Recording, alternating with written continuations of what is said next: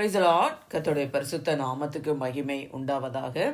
இந்த மார்ச் மாதம் 1 தேதி அன்று நாம் தியானிக்கிற கர்த்தருடைய வார்த்தை நம்முடைய பரிசுத்த வேதாகமத்தில் ஏசாயா தீர்க்கதரிசியின் புஸ்தகம் 35 அதிகாரம் 10 வசனம். Book of Isaiah chapter 35 verse 10. கர்த்தரால் மீட்கப்பட்டவர்கள் திரும்பி ஆனந்த களிப்புடன் பாடி சியோனுக்கு வருவார்கள். நித்திய மகிழ்ச்சி அவர்கள் தலையின் மேல் இருக்கும். சந்தோஷமும் மகிழ்ச்சியும் அடைவார்கள். சஞ்சலமும் தவிப்பும் ஓடிப்போம். ஆமேன். கர்த்தருடைய நல்ல வாக்குத்தத்தமான வசனத்துக்காக தேவனுக்கு நன்றி செலுத்தும். கர்த்தரால மீட்கப்பட்டவர்கள். ஆமேன்.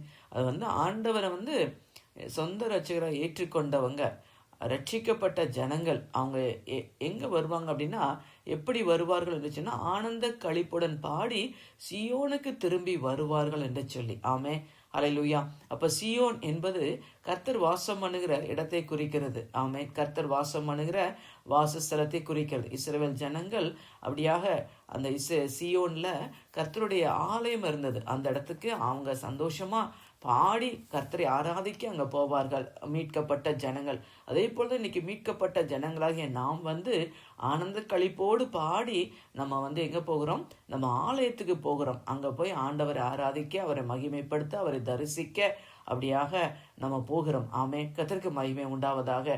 பிரியமானவர்களே, கர்த்தருடைய வார்த்தையில் எழுதப்பட்டிருக்கிறது, அவர்கள் தலையின் மேல நித்திய மகிழ்ச்சி இருக்கும் என்று சொல்லி. அப்ப கர்த்தர் நமக்கு என்ன கொடுத்திருக்கிறாங்கன்னா, அந்த எவர்லாஸ்டிங் ஜாய். அப்ப நம்ம தலையிலலாம் என்ன இருக்கு அப்படின்னா, நித்திய மகிழ்ச்சி. ஏசாயா 12:2 வாசிக்கிறோம், அவர்கள் மகிழ்ச்சியோடு ரட்சிப்பின் ஊற்றிலிருந்து தண்ணீரை மொண்டு கொள்ளுவார்கள் என்று சொல்லி. இந்த ஜாய் ஆஃப் சால்வேஷன். ஆமேன். அதை ஆண்டவர் நமக்கு கொடுத்திருக்கிறாங்க மீட்கப்பட்ட ஜனங்களுக்கு. நம்ம துக்கத்தோடு அப்படி கிடையாது, அழுகையோடு புலம்பலோடு அல்ல. நம்ம தலையில எப்பவும் என்ன இருக்குது? நித்திய மகிழ்ச்சி இருக்குது. அந்த ரட்சிப்பின் சந்தோஷத்தை ஆண்டவர் நமக்கு கொடுத்திருக்கிறாங்க. இன்னைக்கு நம்ம ஓய்வு நாள்ல எதற்காக ஆலயத்துக்கு போகிறோம் அப்படின்னா, எப்படி போகிறோம் அப்படின்னா சந்தோஷத்தோடு மகிழ்ச்சியோடு.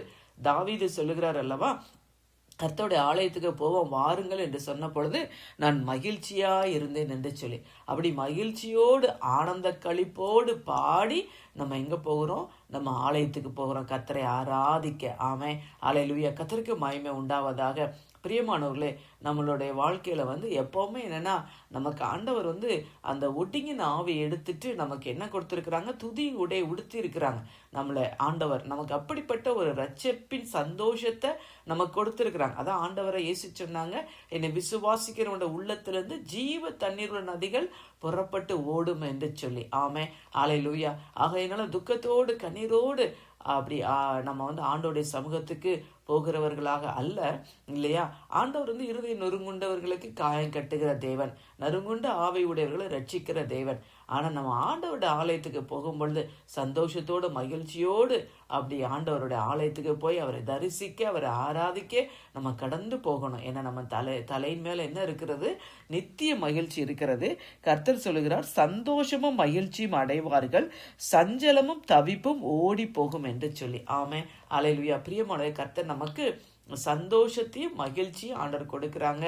சஞ்சலங்கள் தவிப்புகள் எல்லாம் இல்லையா, நம்ம ஆண்டோட ஆலயத்துக்கு, அவருடைய சமூகத்துக்கு, சியோனுக்கு போகும் பொழுது அதெல்லாம் நம்மளை விட்டு ஓடி போகிறதாக இருக்கிறது. ஆமே, இந்த அதிகாரம் முழுவதையும் வாசிச்சோன்னா கர்த்தர் சொல்றாரு, வறண்ட நிலமும் வனாந்தரமும் கடுவெளி கழுத்து புஷ்பத்தை போல செழிக்கும். அவங்க அப்படிப்பட்ட சூழ்நிலை கர்த்தர் மாற்றுவார். தளர்ந்த கைகளை திடப்படுத்தி தள்ளாடுகிற முழங்கால்களை பலப்படுத்துங்க. அந்த மனம் பதறுகிறவர்களை பார்த்து நீங்க பயப்படாதேன்னு சொல்லிங்க. கர்த்தருடைய நாள் வருகிறது, உங்கள் தேவன் உங்களுக்கு பதில் அளிப்பார். எல்லாம் வறண்ட நிலம் எல்லாம் அப்படி வறண்ட நிலத்துல ஆறுகளை கர்த்தர் உண்டு பண்ணுவார், வனாந்திரத்துல தண்ணீர் தடாக உண்டாகும். அப்படிலாம் ஆண்டவர் சொல்றத இந்த அதிகாரத்துல அப்படியே வாசிக்கிற. பிரியமானவர்களே, 2 மாதங்கள் முடித்து இந்த 3வது மாதத்தை காண ஆண்டவர் கிருபை செய்திருக்கிறாங்க. இந்த மாதத்துல கர்த்தருடைய இந்த வசனத்தின்படி கர்த்தர் நம்ம ஒவ்வொருவருக்கும் சந்தோஷத்தை மகிழ்ச்சியை கொடுப்பாராக. அந்த சஞ்சலங்கள் தவிப்புகள் எல்லாவற்றையும் கர்த்தர் நீக்கி அப்படியாக ஆண்டவர் நம்மளையே மகிழ பண்ணுகிற தேவன். தகப்பனே, உம்மை நன்றியோடு துதிக்கிறோம், ஸ்தோத்தரிக்கிறாப்பா. ஆண்டவரே, இந்த புதிய மாதத்தை காண செய்த கிருபைக்காக நாங்கள் நன்றி செலுத்துகிறோம் அப்பா. இந்த வருடத்துல 2 மாதங்களை அப்பா முடித்து இந்த 3வது மாதத்தை காண செய்த கிருபைக்காக உமக்கோடான கொடி ஸ்தோத்திரங்களை செலுத்துகிறோம். கர்த்தருடைய வார்த்தையின்படி அப்பா உம்மால மீட்கப்பட்ட நாங்கள் ஆனந்த களிப்போடு பாடி ஆலயத்துக்கு போய் கர்த்தரை ஆராதிக்க கர்த்தர் கிருபை செய்வீராக. கர்த்தரை எங்களுக்கு கொடுத்திருக்கிற அந்த நித்திய மகிழ்ச்சிக்காக ஸ்தோத்திரம்.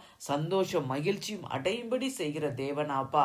அந்த சஞ்சலங்கள், தவிப்புகள், கவலைகள், கண்ணீர்கள் எல்லாவற்றையும் நீங்க நீக்குகிற தேவனாப்பா. உங்கள் துக்கம் சந்தோஷமாய் மாறும்னு சொல்லியிருக்கிறீங்களே, அப்படியாக அப்பா இந்த மாதத்தை கர்த்தர் நன்மையினால முடிசுட்டுங்க. சந்தோஷமும் மகிழ்ச்சியும் துதியும் கீத சத்தமும் ஒவ்வொருடைய வீட்டில உண்டாயிருக்கும்படியா நாங்க ஜெபிக்கிறோம்ப்பா. இந்த நாளை கர்த்தர் ஆசீர்வதிப்பீராக. இந்த மாதத்தை கர்த்தர் ஆசீர்வதிங்க.